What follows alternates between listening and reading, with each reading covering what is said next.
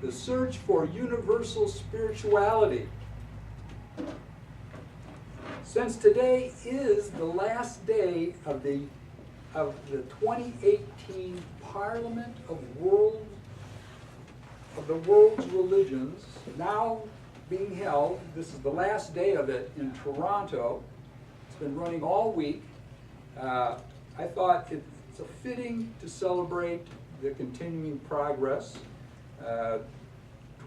we're making toward global understanding among the religions, with a short talk about the first one in 1893.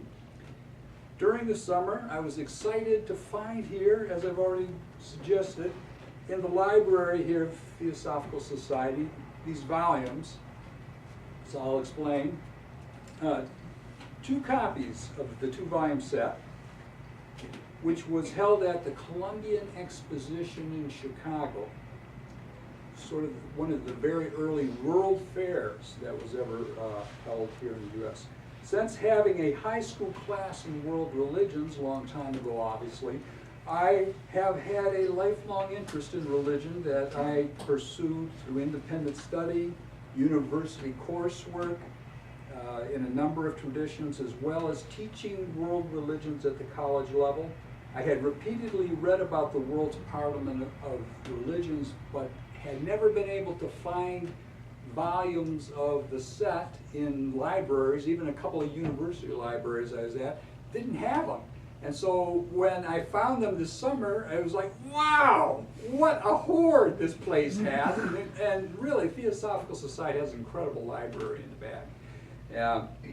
So one day I came in here and was allowed to go in the back and sit there and read all day, and that's basically what I did one afternoon. And they sort of blew my soul out the back of my head, and I just couldn't let go of it. I kept thinking about them. I downloaded the full PDF copies you can get of these 2 volumes now, of course, like everything else online, and read all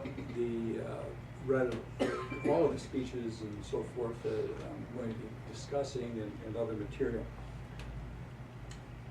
So I was particularly struck by the addresses given by the Brahmo Samaj on the top. Brahmo Samaj is an Indian sort of reform Hinduism movement that begins in the 1820s, I'll be discussing. Also the addresses by the Unitarians, the Unitarian Church, Vivekananda, of course, and the Theosophists address the World Congress of the time. They filled in these books filled in some gaps in my knowledge in thinking about the world's first parliament of religions. While for years Vivekananda's address has been widely extolled for opening up America to Vedanta, they each presented to a mostly Protestant audience that was there in Chicago alternative ways of understanding the truth of spiritual paths other than the triumphalist Western exclusivism of the day. Looking back now from 130 years, we can see all the more what a tremendous meeting took place back then. Far from the affirmation of any narrow exclusivism of spiritual truth, the members of other religions were instrumental in helping America and the world begin to understand the universality of spirituality. As a poet and literary critic, I've had a long interest in Rabindranath Tagore, and I put Tagore's name up here if he's someone you're unfamiliar with. The Indian poet who wins the Nobel Prize in 1913. His family for over 100 years is involved with the Brahmo Samaj and this whole reform effort I'm going to be coming back to. And the Brahmo Samaj, I should say, means the society of the worshipers of the one living God. And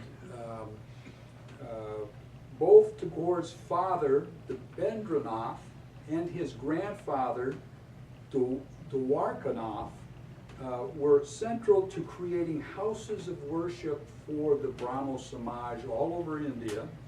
And as in the 1830s trust deed for the first one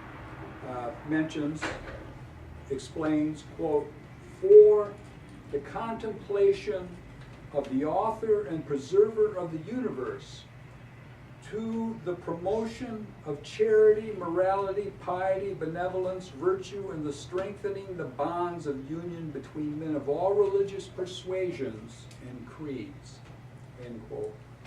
All three generations of the Tagores furthered the liberal ideas of Rammohan Roy, who is often considered the single most important modern figure in India for his efforts to create a renewed understanding of the monotheism of the Upanishads, along with social reforms such as ending sati, the burning of widows on their husbands' funeral pyres. He actually dies, Rammohan Roy, who's the founder of this whole century-long and more movement of the Brahmo Samaj. He dies basically canvassing the British Parliament for closing down, ending that whole custom in India, which he was against, and all of the Tagores, more liberal people of the time, were. So, unfortunately, while he's in England, he passes on of natural causes, but Rammohan Roy has studied both Hinduism and Islam, beginning as a very young man, and then traveled to Tibet, where he studied Buddhism. The Brahmo Samaj went through numerous transformations throughout the 19th century with several figures involved. During the 1820s, Rammohan Roy had extensive contacts with Unitarian missionaries. Roy and the Tagores, as well as others, believed Hinduism had become a stagnant religion, rife with superstition, and sought to reform it into a purer and simpler reaffirmation of the Vedas and Upanishads. By the time of the Parliament of Religions, Brahmo Samaj had split into three branches, with continuing contact with the Unitarian Church in Kolkata. Representatives traveled to the United States to speak in Unitarian churches, and the cross-fertilization went both ways, in both directions, emphasizing religion resides in the individual human heart. The Brahmo speaker Pratap Chandar Mozamdar told the Parliament of World Religions, all societies, quote, all societies, all churches, all religious movements have their foundations not without, but within the depths of the human soul. He is the God of all religions, of all denominations, of all lands, of all scriptures, and our progress lay in harmonizing these various systems, these various prophecies and developments into one great system, end quote. In the early 1820s, the Unitarian Church had set up a printing press in Kolkata that published a number of works by Rammohan Roy and facilitated the later contacts, as I've already mentioned, and speaking tours of the Brahmo Samaj leaders in the United States. Their inclusion at the Parliament of the First World Meeting Religions was something that they had already worked and cooperated on and created the whole foundation for really significantly. The Brahmo Samaj conceived of their goal as the harmonizing of all traditions, again, quote, into one great system, end quote. Tagore himself, the poet, had been the secretary of the Adi Brahmo Samaj ADI-Brahmo Samaj. It's one of the three basically denominations that evolves here over time. And he visited and spoke at the Unitarian Church in Urbana, Illinois in 1912, shortly before receiving the Nobel Prize in Literature the following year in 1913. And Tagore was still involved with the Brahmo Samaj thereafter. Eventually, the minister of that Unitarian Church in Urbana, Illinois, Albert Vail, who hosted Tagore, was forced to resign, having been accused of too much interest in the spirituality of other religions. Writing a book late in life, in 1970, calling for, quote, a universal synthesis, end quote, of the great religions. Tagore's writing and life really cannot be understood in its full scope without an appreciation of the role played by Rammohan Roy and the Brahmo Samaj and the Unitarian Church, helping to create a context in which the universal spirituality of his poems could be conceived and developed. Walt Whitman reached a very similar universality, repeatedly saying near the end of his life that who he really was could be found not in Song of Myself, but in the poem Passage to India, a late poem, which in the last verses conceives of, quote, passage to more than India, end quote, clearly evoking a higher level of spirituality beyond any one tradition.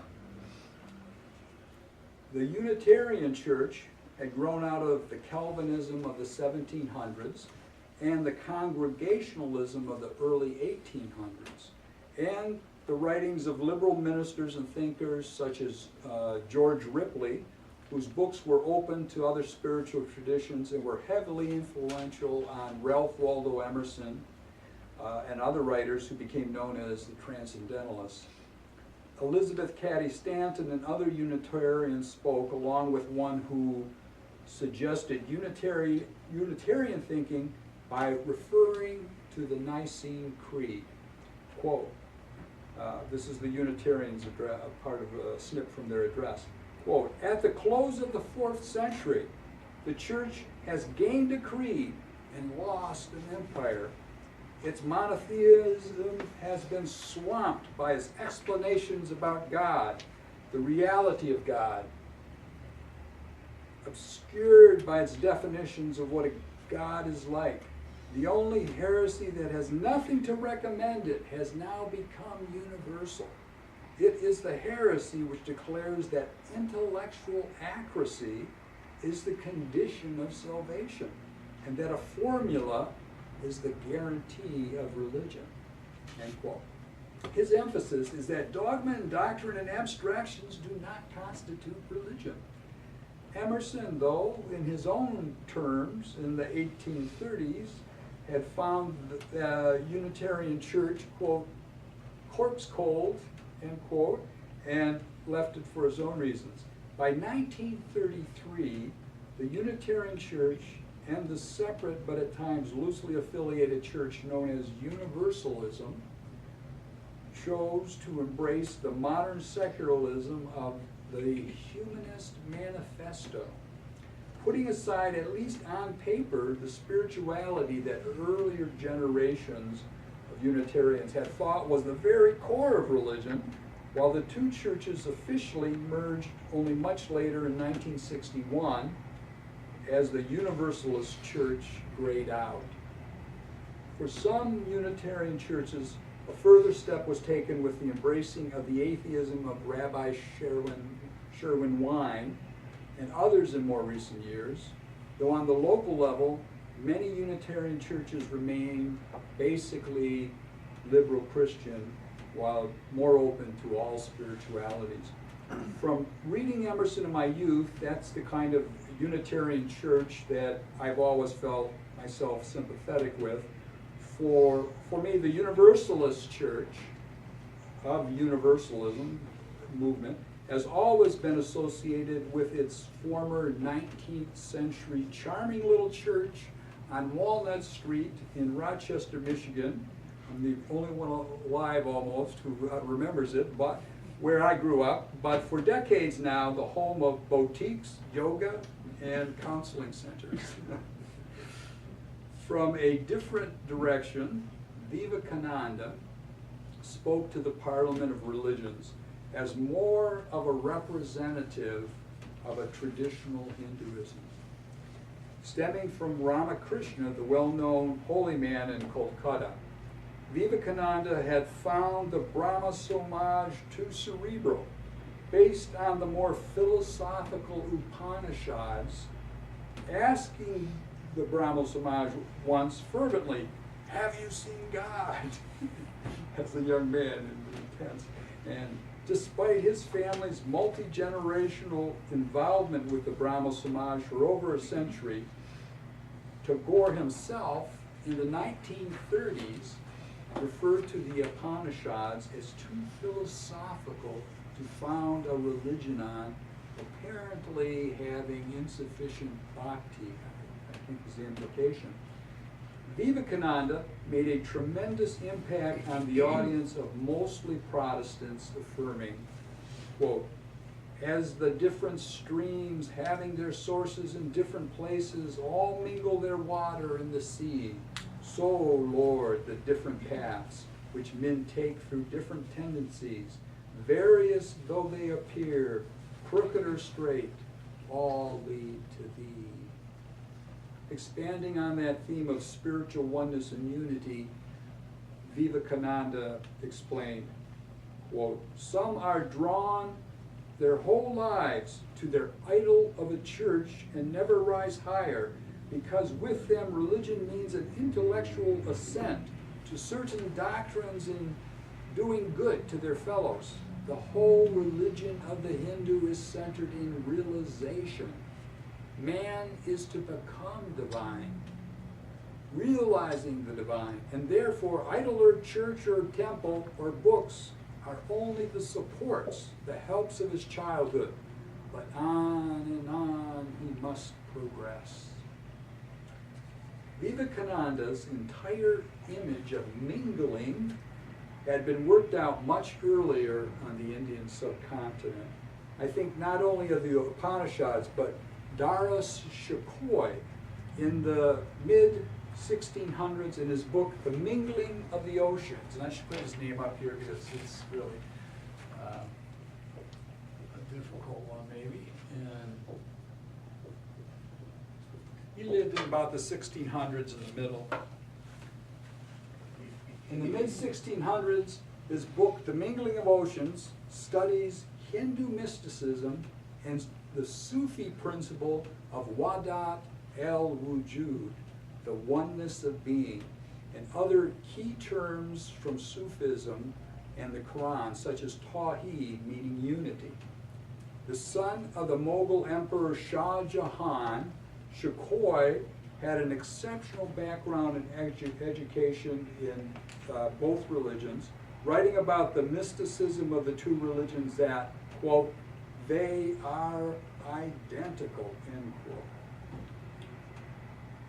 Back in the 1600s, from a broader view today, we can clearly see all the more the mingling of the many oceans in Kabir, Rumi, other mystic Sufi poets, Guru Nanak, founder of Sikhism, and other seekers of unity and reunion with the beloved, East and West, expansive as the ocean itself.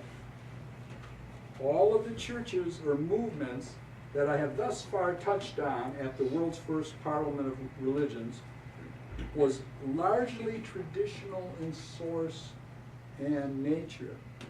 Founded in 1875, the Theosophical Society, one may say respectfully, was a more exotic flower in the emerging global garden.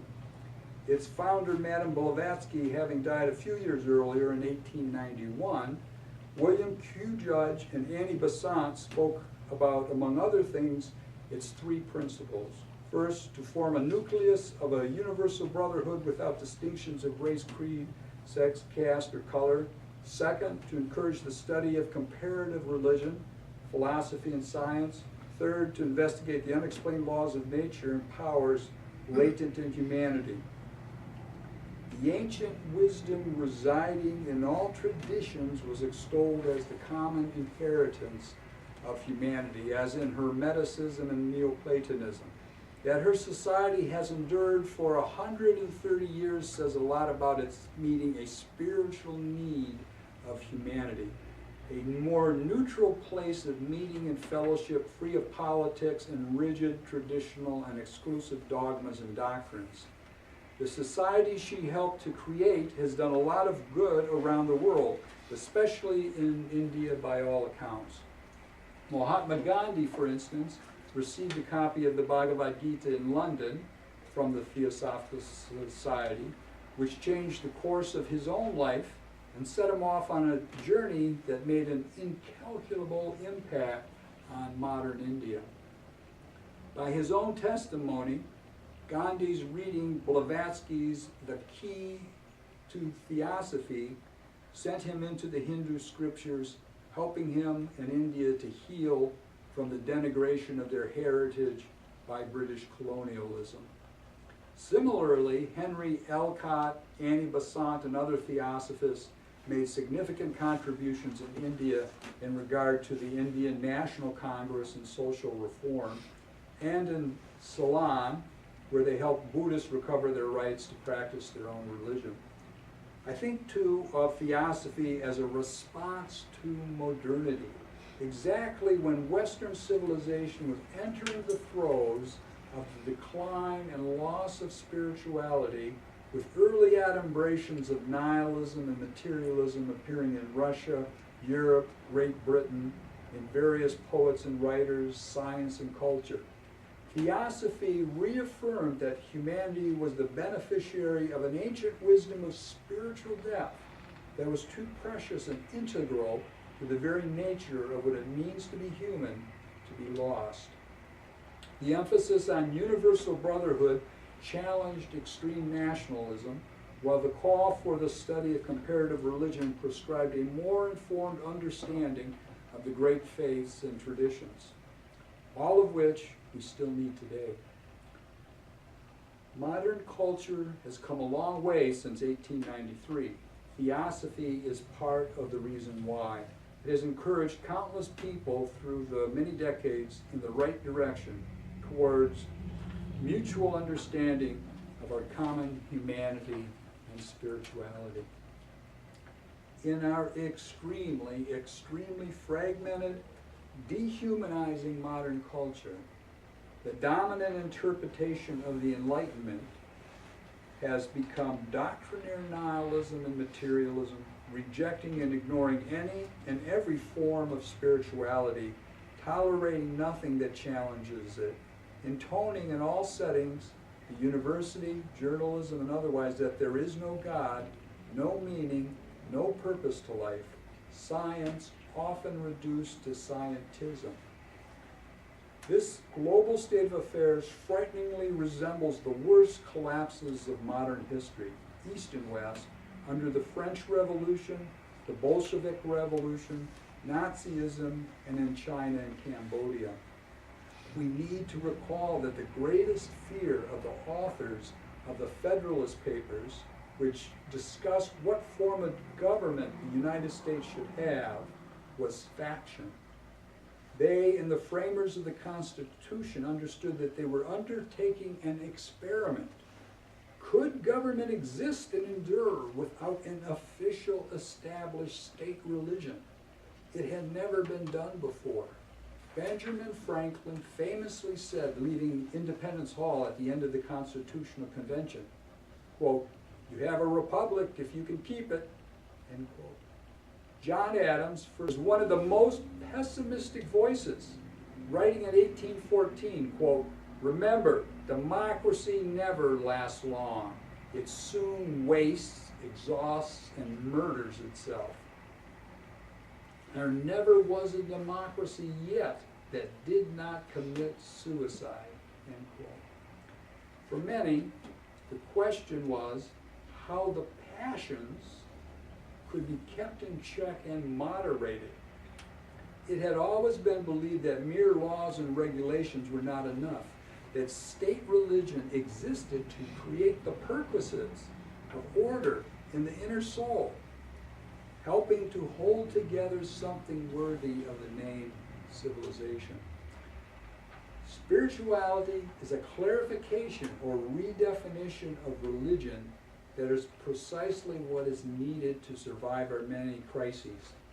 The permanent pluralism, our permanent pluralism is also an advance that is ideal for the support of democracy.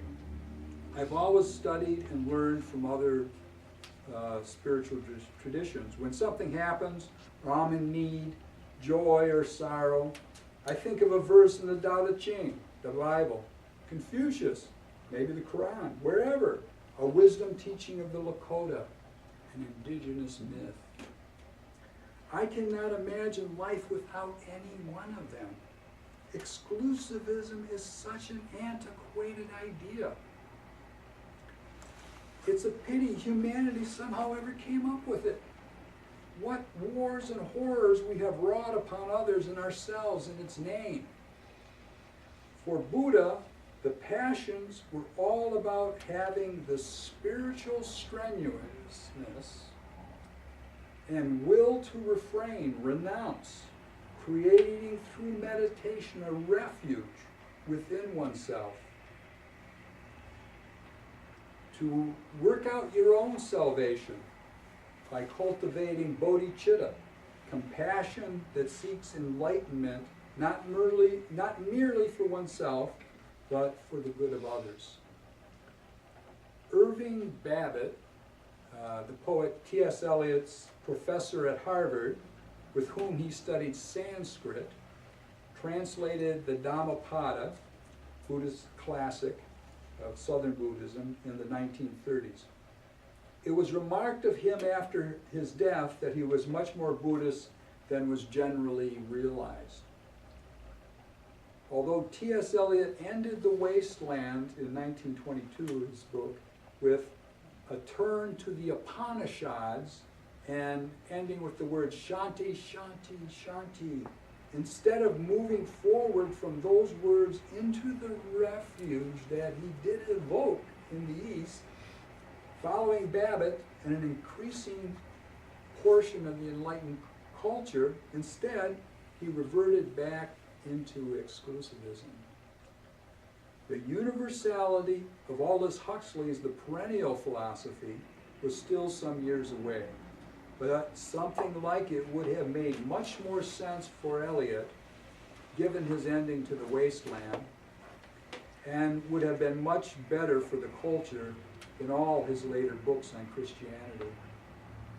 Many conservative scholars and writers looked to T.S. Eliot in hope of his somehow leading the culture back to Christianity, or Milton, or Dante playing that role, not recognizing that an epic poem for our day must embrace the nature of life in our time, our zeitgeist, not 700 years ago.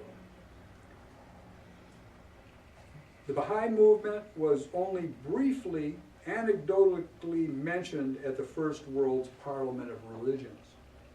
As a reform movement within Islam, it began in Iran in the 1860s, and then its leaders were exiled to Baghdad, on to Constantinople, and finally to then Palestine. Having spent much of their lives imprisoned by the Ottoman Empire, its founder Baha'u'llah died in 1892, while his son Abdul-Baha was finally released in 1909 after the Young Turk Revolution.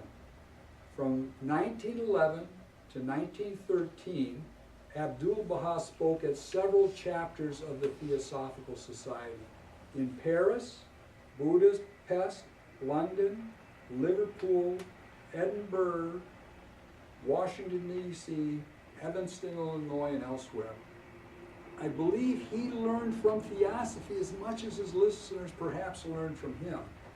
Leaving aside a complex history, Abdul-Baha and his father Baha'u'llah had extensive contact with Naqshbandi and Bektashi Sufis, both of which have large communities. There are communities here in Michigan too, one in Taylor and the others up around Holly.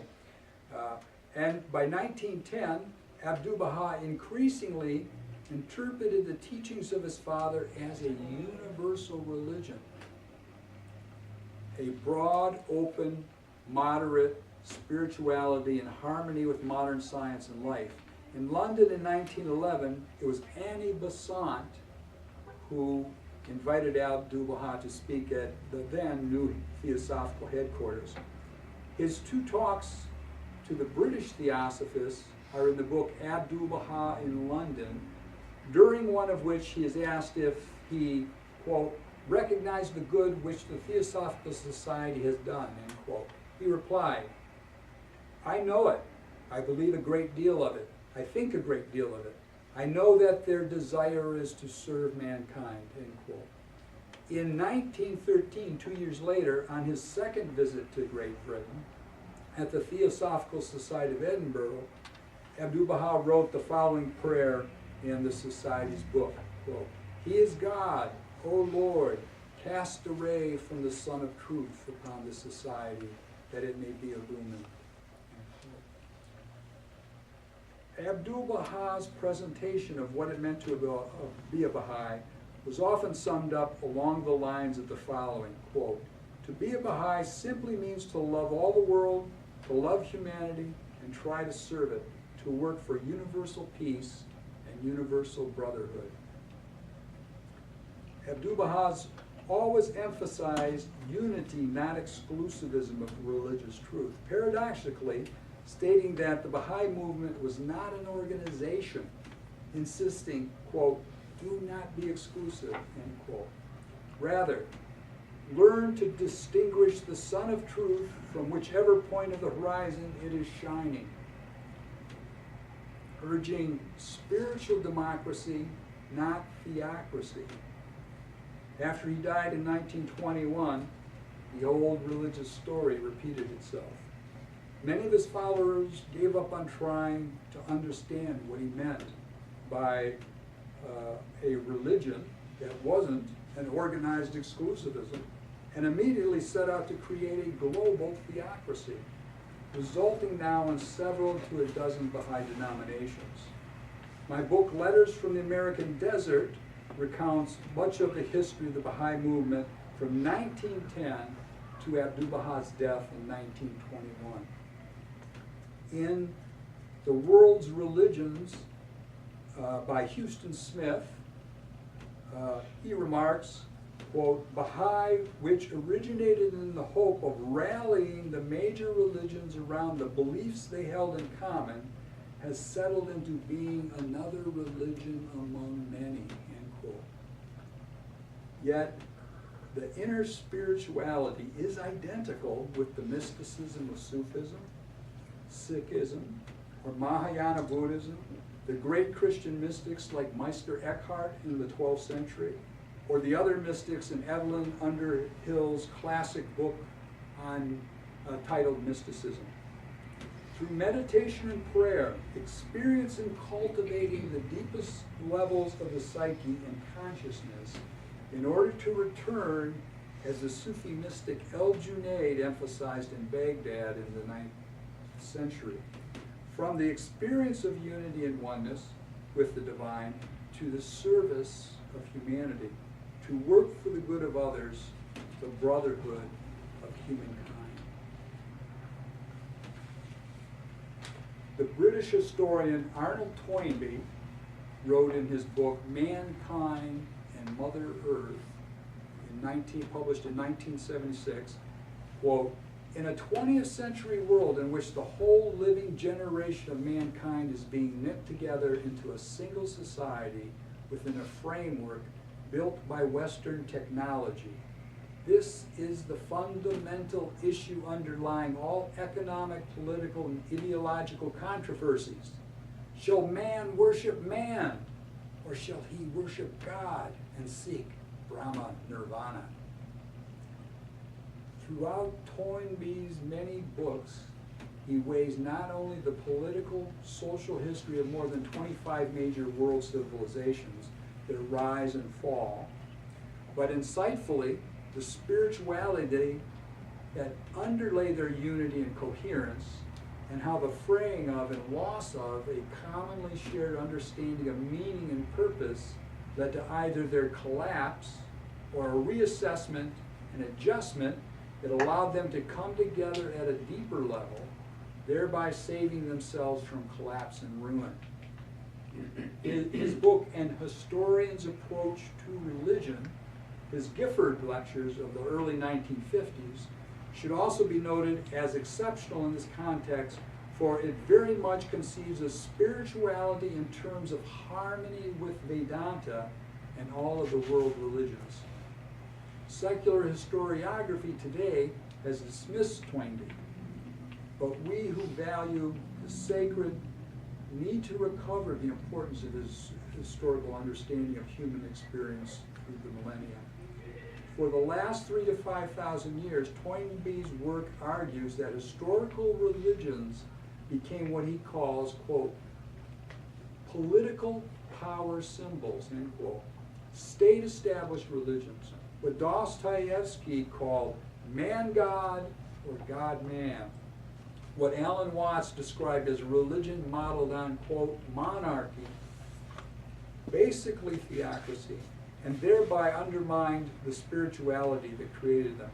In Choose Life, Toynbee's last book, published after his death in 1975, he and Daisaku Ikeda of Soka Gakkai International, a modern Nichiren interpretation of Buddhism, held a long series of dialogues on the state of modern civilization and spirituality.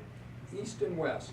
Toynbee comments, quote, I feel the need for a new kind of religion. The future religion need not necessarily be an entirely new religion. It might be a new version of one of the old religions. But if one of the old religions were to be revived in a form that answered to mankind's new needs, it seems probable that it would be transformed so radically that it would be almost unrecognizable. This is likely because the conditions of human life have changed radically in our time.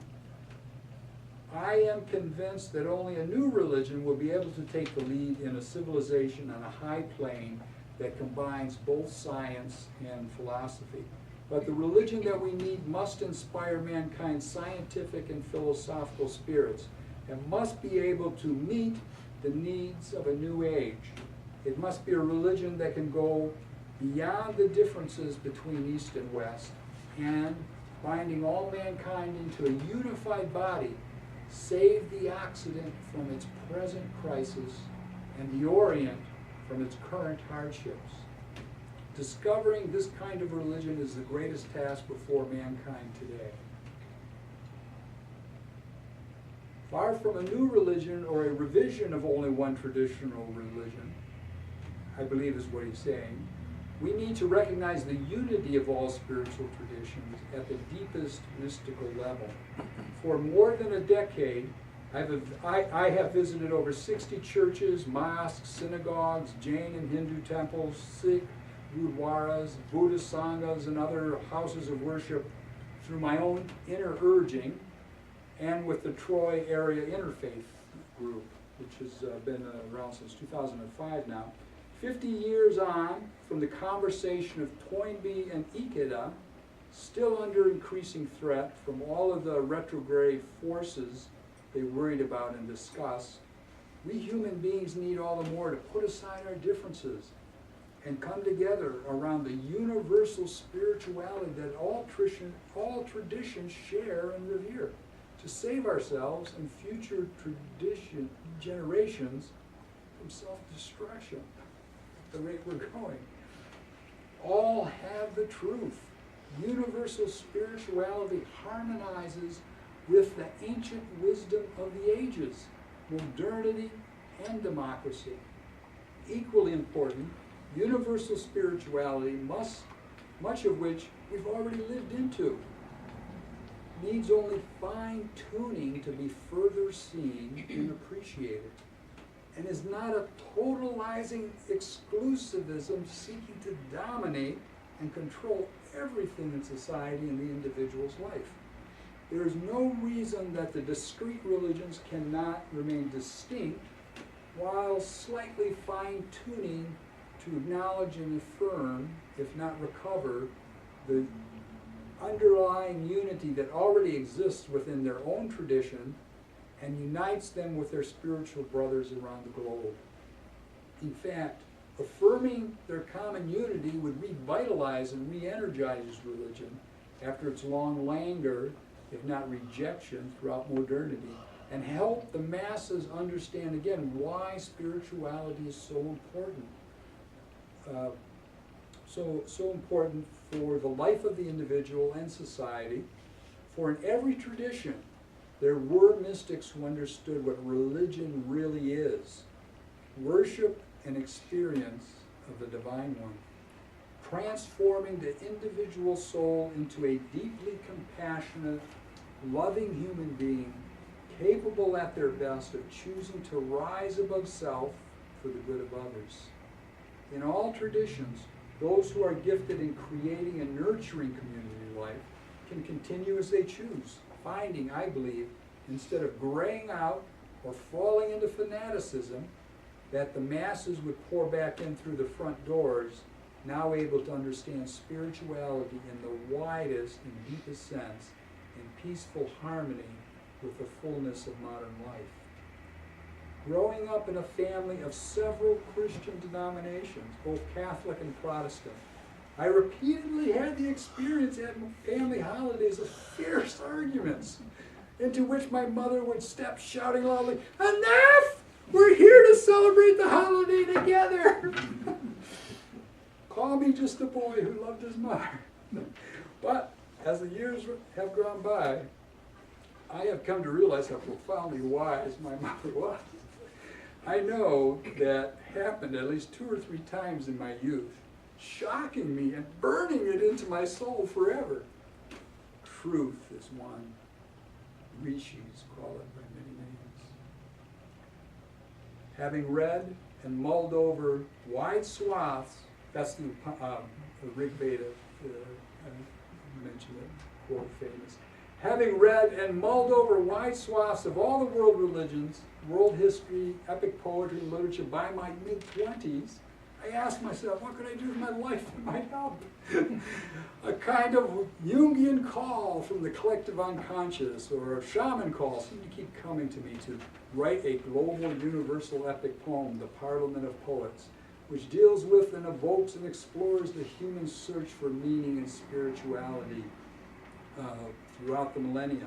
The religious studies scholar Micea Eliade, in his book Shamanism, observed what literary critics rarely mention, that many of the conventions of epic poetry are intimately connected to those of shamanism, evoking spiritual themes of ascent and healing that grow out of and are associated with the deepest impulses of the soul.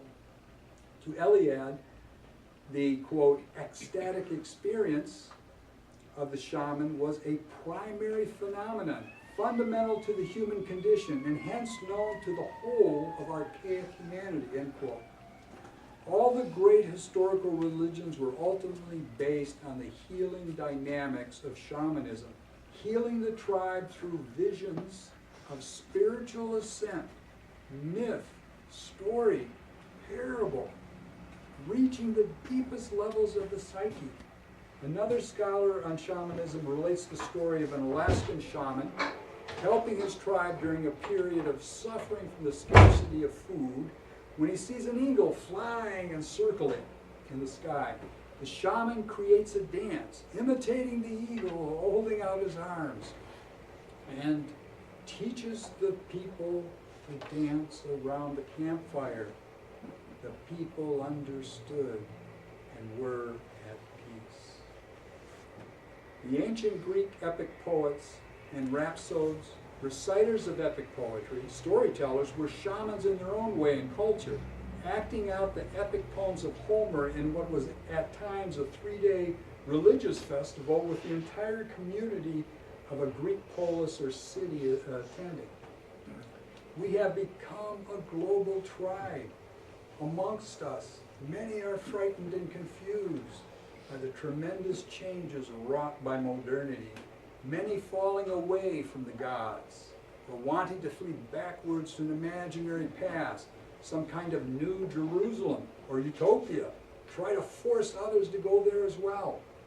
So I thought, remembering Blackout teaching the 5 horses dance to his tribe, a global epic tale might help, at least a little, bring the global tribe together. As the mythologist Joseph Campbell wrote a few years ago, after the Apollo 11 landing on the moon, a few years after it, the astronauts brought back with them a new global symbol, an emblem that can change everything on this planet.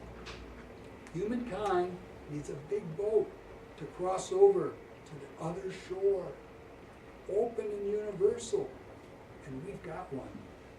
We've been riding it all along for the last 200,000 years. The planet itself, Mother Earth, carrying us forward through the cosmos, from the moon together. We Homo sapiens can see we are that.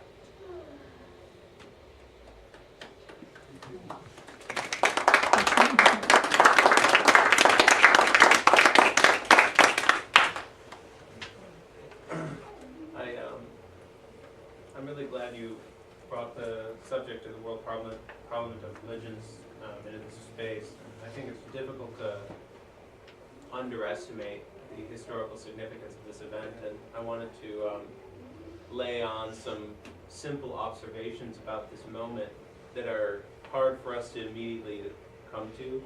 One is, this is 1893, and they managed to make something close to a Super Bowl event without boats, without planes, without cars, without email. You know, they got an enormous number of people to come to this space in Chicago for the World Fair, and it was like probably the largest event ever in human history up until that point. And the historical ramifications of that event are unbelievable, because fundamentally this meeting formed something close to a globalized ethic that got codified into law 6 years later. And that's a long story. But, you know, one more thing, you know, there's a building called the Peace Palace in the Netherlands that celebrates and is the symbolic home of peace on Earth. And it's a majestic space, and in that space there's a cabinet that holds 2 documents. One is the Universal Declaration of Human Rights from 1948, right when the UN came around, which is like this enormously important, you know, statement of ethics of humanity. But the other document in that little container is the introductory statements from this specific, you know, World Parliament of Religion. And so it's like, you know, as far as wow, that's tremendous. World peace is concerned, this is on par with the other. That's these right. are like one of 2 of the most important. This is where we got to planet. come together and see that there is unity, and it's the mind that's causing all the problems. The soul knows we're only one race. We're all psychosomatically the same. We are one people, and science endlessly in every discipline has said that for over 100 years now, and proven it. DNA and everything else. All of the anthropologists and paleontologists and all of that, going back for 200,000 years and millions. So what is the problem? It's our mind. It's the way we conceive it. And you know, Buddhism as well as Christianity and other religions have this idea that the mind can be changed, and change the mind, you change life. And everything in history says that. We just roll on and we have whole different civilizations. I believe we don't have to collapse. Toynbee studied over 25 major civilizations rise and fall, but only 18 of them collapsed. Now, which group do you want to be in? Doesn't it feel that way? We're on the cusp. You know, it just keeps getting worse, like we're going back to fascism and nationalism. We dumped the UN, we dumped anything international dealing with brotherhood and unity and so on. And we did that before, and we ended up in World War I. We did it again, and we ended up in World War II. And people said, no more, and created the UN. But you know, our commitment to it. I mean, one period of my life, I spent reading over 200 books on the League of Nations and the United Nations. And I don't have the book here, but I my earlier book, one of my books, The Grove of the Humanities, I have a 40-page essay just on the UN and all of that history. And we betrayed it. We've forgotten it. If you're familiar with the magazine Parabola, Parabola has an article on Carl Jung and Arnold Toynbee and how their different ways of thinking, psychology and history, really dovetail because they both believe the individual person can always make a difference. And it's the that societies don't necessarily have to collapse. Or how are they saved? Both Toynbee and Jung argue that through creative effort, through somebody like Gandhi or whatever, you can make an impact in civilization and change the course is what has been done throughout history. And you know, I feel at times the culture has become a nerd, kind of habituated to this, to what is happening in the civilization, and nobody's doing anything enough, you know, at times too. We're just kind of like, what can we do about it? And anything. People have to be committed and persevere through hardships, etc., and all of that. And somehow, that is really, you know, you see it in so many places. You see it in people like, you know, Eleanor Roosevelt comes to mind on this incredible level. She went through a hellish life at times. She really did. But she never gave up. And that woman created, she brought so many people together and basically told them, we're creating the Universal Declaration of Human Rights, and sign right here. It came down to it. I read all that history long ago. It's amazing. There's a certain kind of, in shamanism, and not just Native American, but Siberian, so on. a philosophy. Thank you. Thank you.